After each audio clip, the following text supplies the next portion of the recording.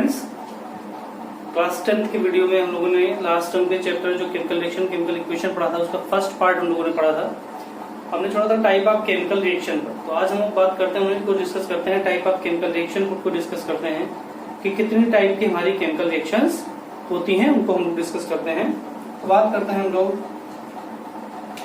Type of chemical reactions.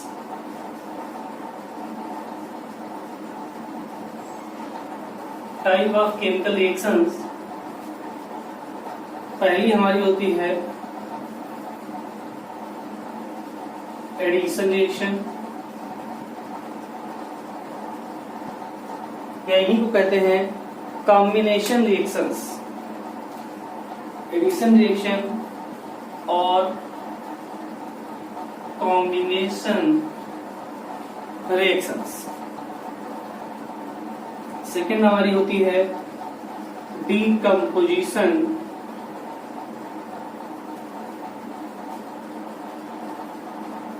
Reactions. Third displacement reaction. Third है हमारी displacement reaction. Fourth है double displacement reaction.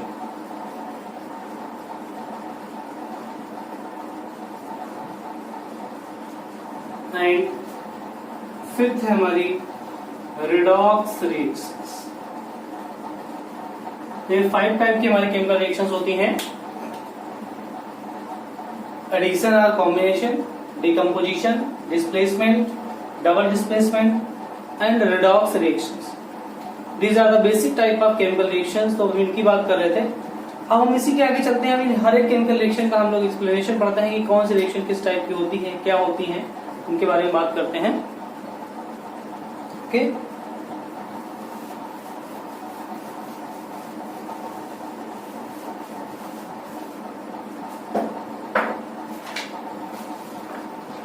सबसे पहले हम बात करते हैं कॉम्बिनेशन और एडिशन रिएक्शन। कॉम्बिनेशन और एडिशन रिएक्शंस। तो कॉम्बिनेशन रिएक्शंस क्या होती हैं? इनमें दो या दो से ज्यादा स्मॉल मॉलिक्यूल्स जो होते हैं, स्मॉल स्पीसीज होती हैं, वो आपस में कंबाइन करती हैं और कंबाइन करके एक नया मॉलिक्यूल बनाती हैं, नया कंपाउंड बनाती हैं। और उसकी जो प्रॉपर्टी होती है वो रिएक्टिंग स्पीसीज से बिल्कुल अलग होती है, डिफरेंट होती है। तो ऐसी रिएक्शंस को हम बोलते हैं combination reactions. Means these are the reactions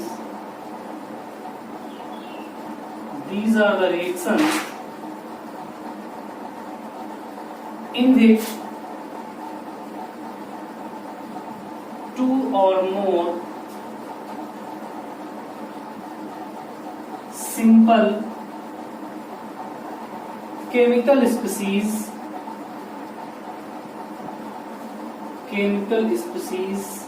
or elements combine to form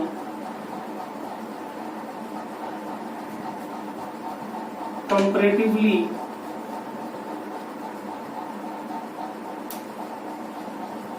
large molecule or compound। इनको हम बोलते हैं कॉम्बिनेशन रिएक्शंस। क्या कहते हैं इनको हम लोग? कॉम्बिनेशन रिएक्शंस कहते हैं।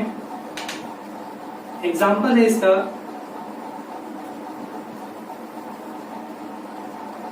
H2 plus I2। Hydrogen and iodine दोनों मिलकर बनाते हैं हाइड्रोजन आयोडाइड। तो यहाँ दोनों सिंपल स्पीसीज हैं, हाइड्रोजन और आयोडीन है हमारे। ये है हमारा हाइड्रोजन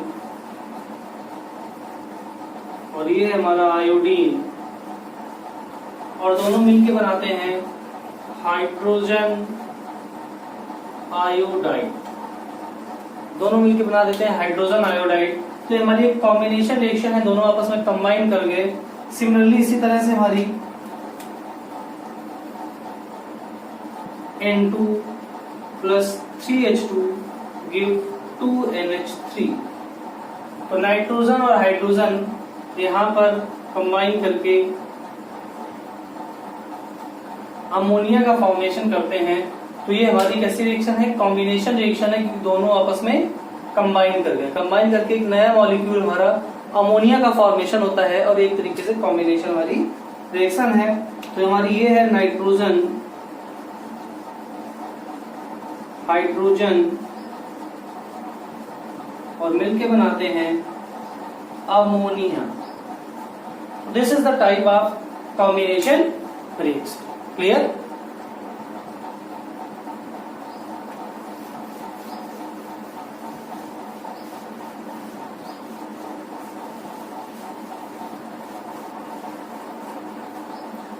कॉम्बिनेशन रिएक्शन के बाद हम लोग बात करते हैं डीकम्पोजिशन रिएक्शन।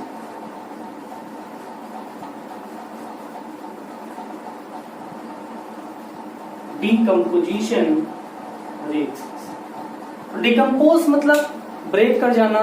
तो इनमें हमारा जो लार्ज मॉलिक्यूल होता है वो स्मॉल स्पीसीज में ब्रेक कर जाता है, स्मॉल पार्ट्स में ब्रेक कर जाता है। ऐसे रिएक्शन को हम बोलते हैं डीकम्पोजिशन रिएक्शंस। क्या कहते हैं उनको? डीकम्पोजिशन रिएक्शंस कहते हैं। Mean these are chemical reactions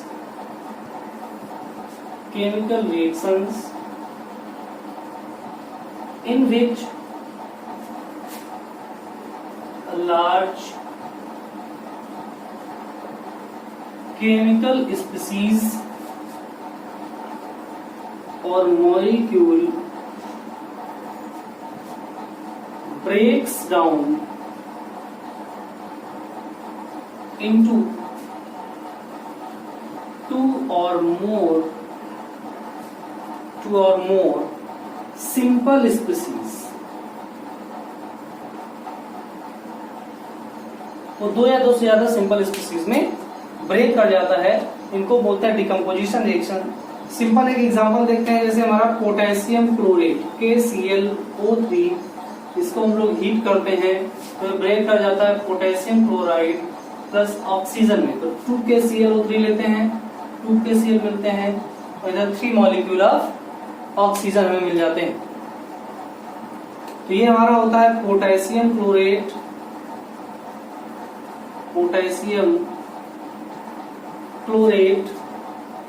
और ये हमारा पोटेशियम क्लोराइड,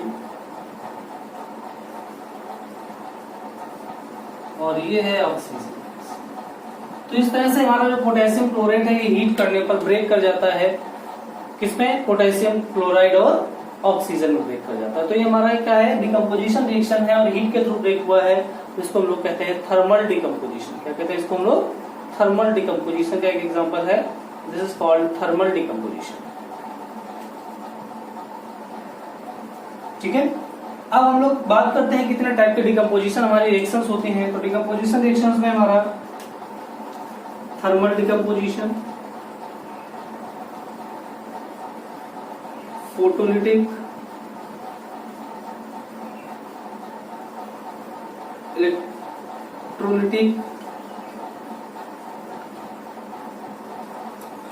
इलेक्ट्रोलिटिक, हाइड्रोलिसिस भी हमारा एक तरीके का डिकम्पोजिशन होता है। तो these are the decomposition reactions.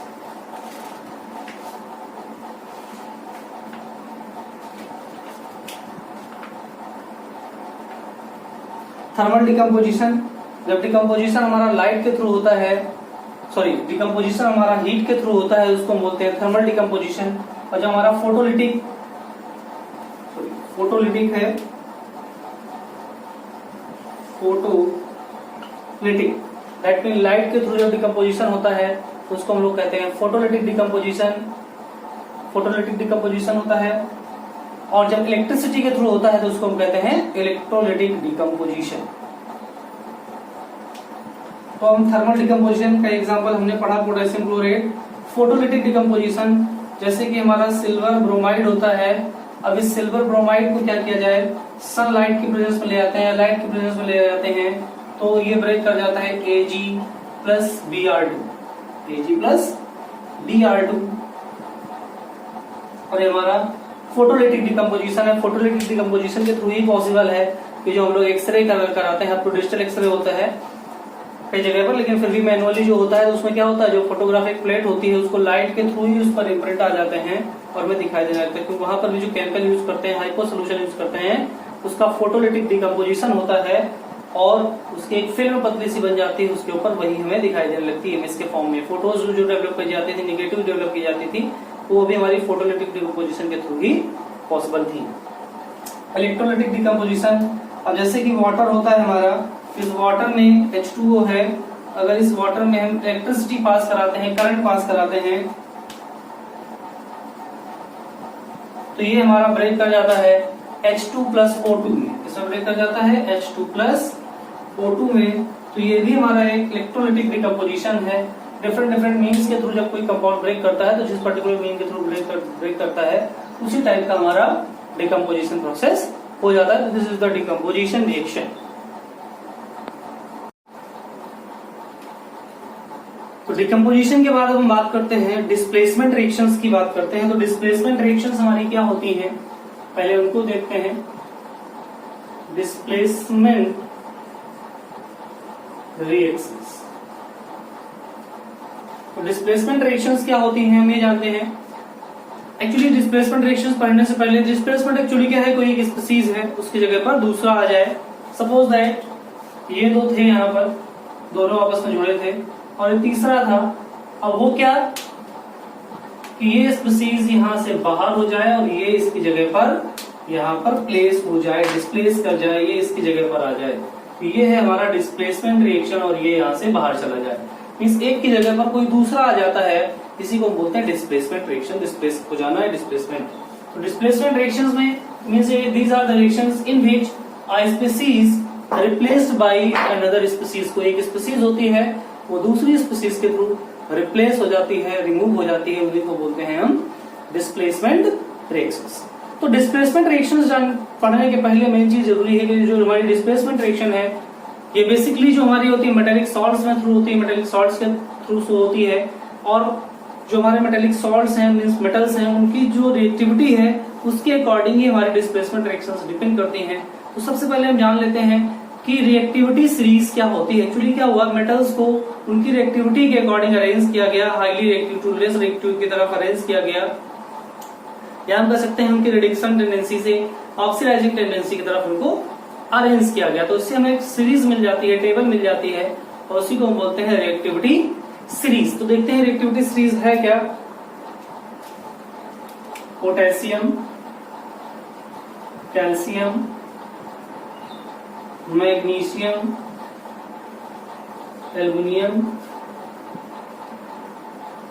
Zinc, iron, tin, lead, hydrogen, copper, mercury, silver, platinum, यहाँ पर इनका जो कंपैरिजन किया गया है वो हाइड्रोजन के रेस्पेक्ट में कंपैरिजन किया गया है और इसकी जो रिएक्टिविटी है वो 0 कंसीडर की गई। रिएक्टिविटी इसकी 0 कंसीडर की गई है। और वहीं पर हमारा जो पोटेशियम है ये हमारा हाईली रिएक्टिव मेटल है, हाईली रिएक्टिव मेटल है। और जो गोल्ड है ये लेस रिएक्टिव मेटल है, लेस रिएक्टिव मेटल है। और यही रीजन है कि हाइड्रोजन से नीचे जितने भी हमारे मेटल्स हैं इनको बेसिकली हम नोबल मेटल्स कहते हैं। दैट मीन प्लैटिनम और गोल्ड, सिल्वर, ये हमारी नोबल मेटल की कैटेगरी में आती हैं, क्योंकि इनकी जो रिएक्टिविटी है बहुत ही कम है, हाइड्रोजन से भी कम, दैट मीन कह सकते हैं माइनस में चली जाती है, बहुत ही कम रिएक्टिव है। और इस रिएक्टिविटी सीरीज में जब हम आयरन पोटेशियम से गोल्ड की तरफ जाते हैं, Au तक नीचे की तरफ आते हैं सीधे, तो इनकी रिएक्टिविटी कॉन्टिन्यूसली डिक्रीज करती चली जाती है। और भी एक टेंडेंसी है इस रिएक्टिविटी सीरीज की कि जो भी हमारे मेटल्स हैं जो हाइड्रोजन से ऊपर है, लेड है, स्टेनस है, आयरन है, जिंक है, एल्युमिनियम है, मैग्नीशियम है, तो जितने भी एलिमेंट्स हाइड्रोजन से ऊपर हैं तो ये सारे के सारे डाइल्यूट एसिड के साथ और वाटर के साथ रिएक्ट करके हाइड्रोजन गैस रिलीज करते हैं। क्या करते हैं? हाइड्रोजन गैस रिलीज करते हैं। क्योंकि इसी टेंडेंसी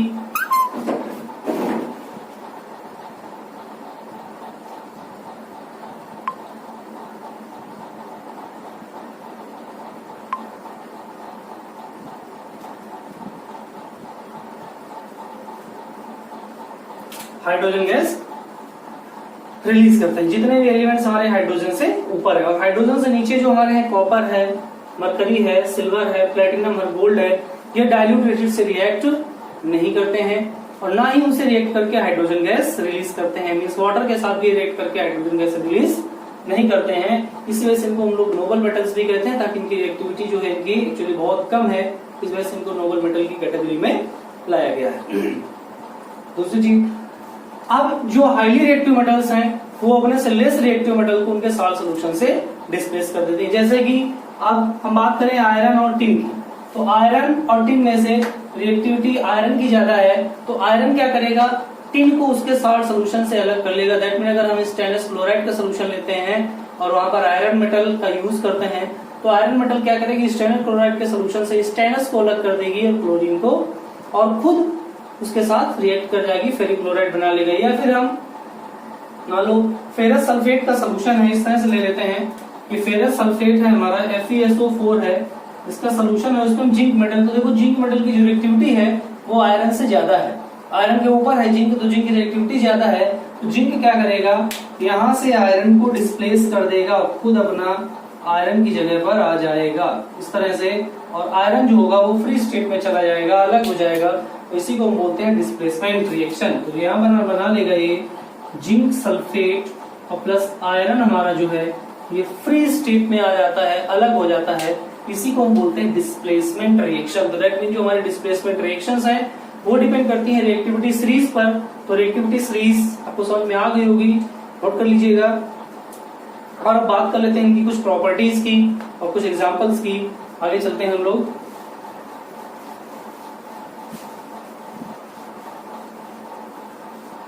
तो रिएक्टिविटी सीरीज की जो हमने बात करी उसमें क्या बात करी हमने, पहला पॉइंट क्या आया, the highly reactive metals,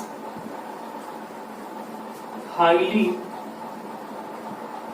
reactive metals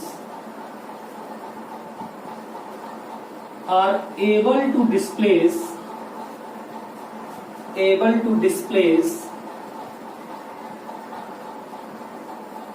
less reactive metal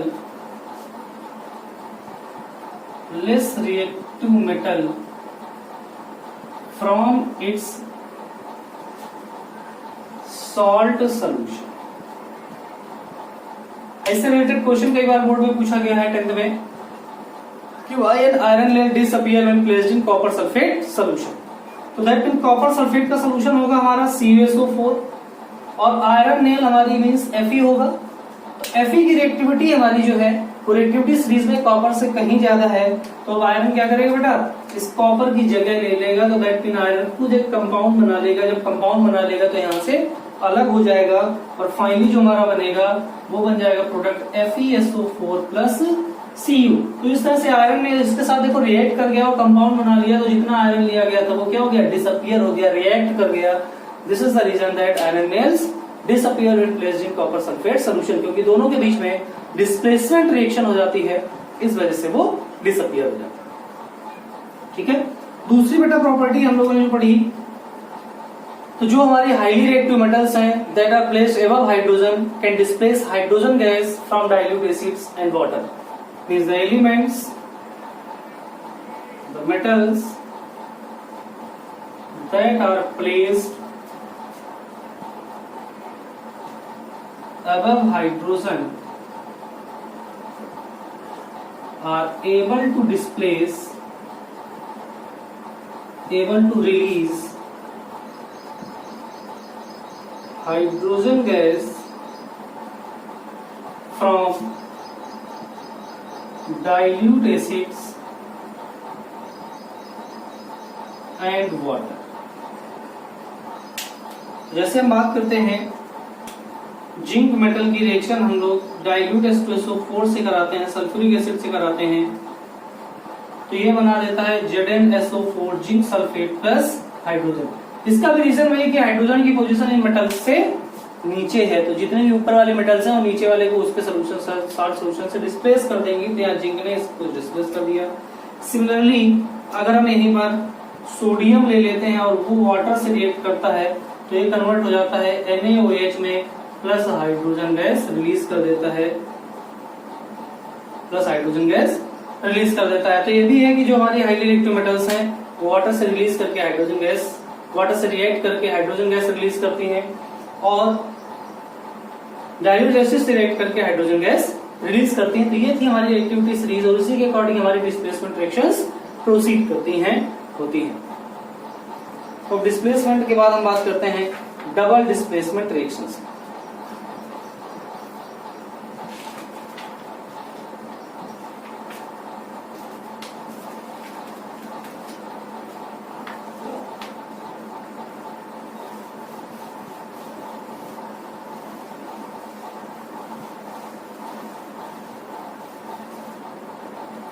बात करते हैं डबल डिस्प्लेसमेंट रिएक्शंस।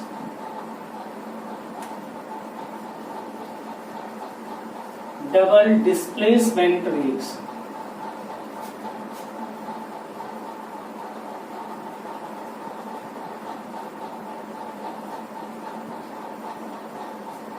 तो डबल डिस्प्लेसमेंट रिएक्शंस की बात करें तो इनमें क्या होती हैं, टू एटम्स जो एक दूसरे को आपस में रिलीज करते हैं। Means these are the reaction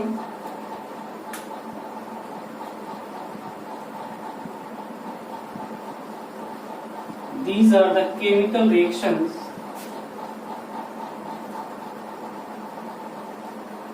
in which two different kind of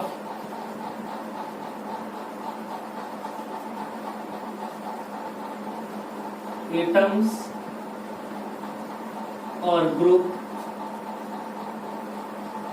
replace to one each other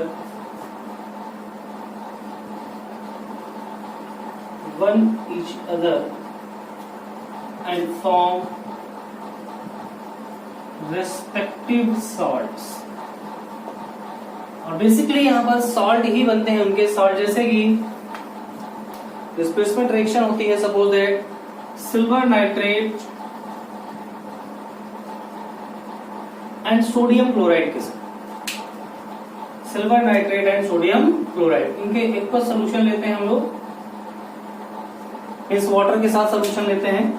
यहां पर होगा क्या, जो हमारा सोडियम है वो सिल्वर की जगह पर, और सिल्वर है वो सोडियम की जगह पर, दोनों एक दूसरे को डिस्प्लेस कर देंगे, एक दूसरे की जगह पर आ जाएंगे और इस तरह से ये हमारी होती है डिस्प्लेसमेंट रिएक्शन। इस तरह से हमारी क्या होती है, डिस्प्लेसमेंट रिएक्शंस होती है, दोनों एक दूसरे को आपस में डिस्प्लेस कर लेते हैं, इंटरचेंज कर लेते हैं और हमारा कंपाउंड बन जाता है NaNO3 प्लस AgCl। तो इस तरह से हमारी डबल डिस्प्लेसमेंट रिएक्शन होती है, दो स्पीसीज आपस में डिस्प्लेस हो जाती हैं, इनको बोलते हैं double displacement reactions. Similarly copper sulphate plus zinc chloride का सोल्यूशन लेंगे तो यहां पर भी क्या होगा,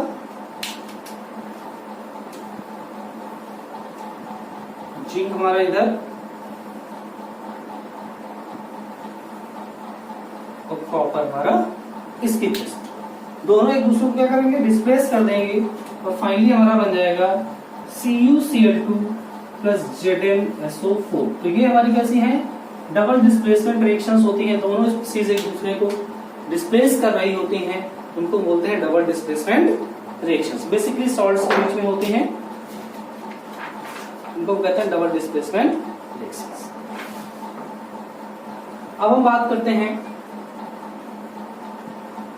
ऑक्सीडेशन रिडक्शन रिएक्शंस या फिर रिडॉक्स रिएक्शंस।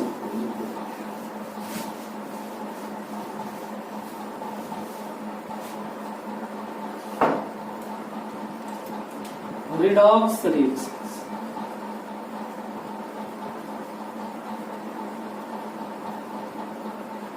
तो रिडॉक्स रिएक्शंस क्या होती है, ऐसी रिएक्शंस जिनमें रिडक्शन और ऑक्सीडेशन दोनों होते हैं, उनको बोलते हैं redox reactions. These are the reactions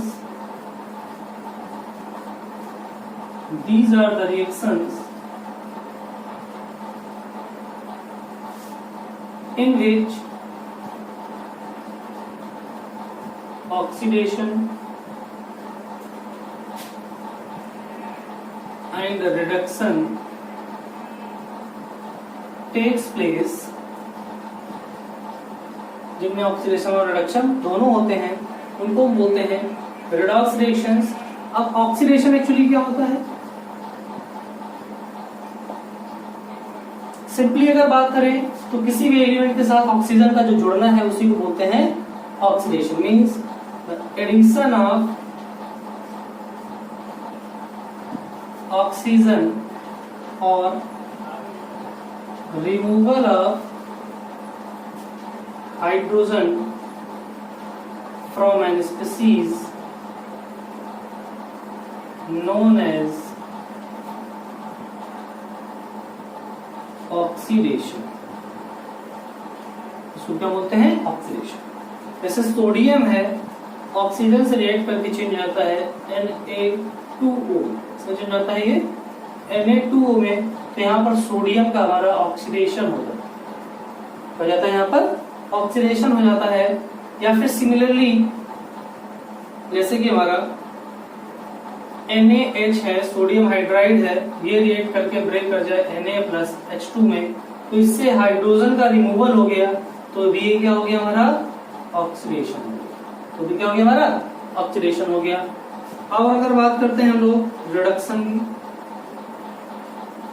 तो रिडक्शन हमारा इसी तरह से जस्ट इसका अपोजिट होता है। अब यहाँ पर हमारा है एडिशन ऑफ हाइड्रोजन और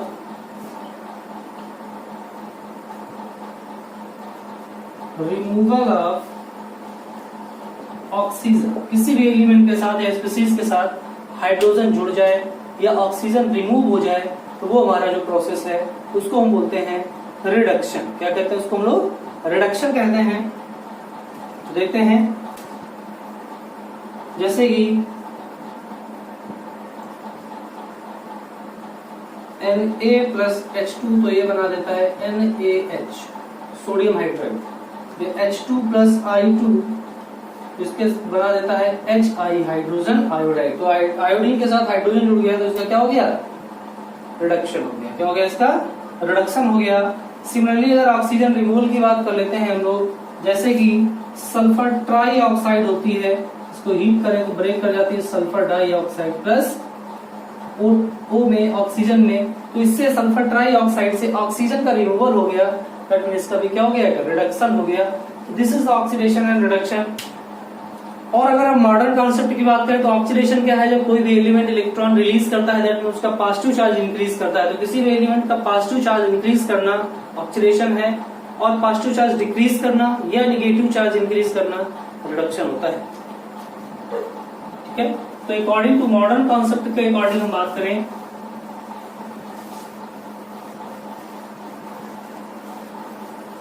according to modern concept, according to modern electronic concept,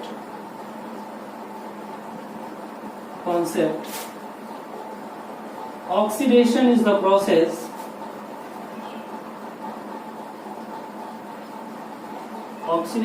process in which an element loses electron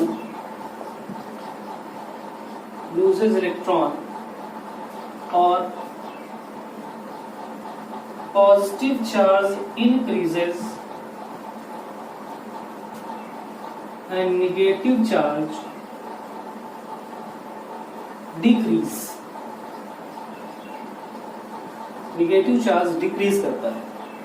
Similarly, during reduction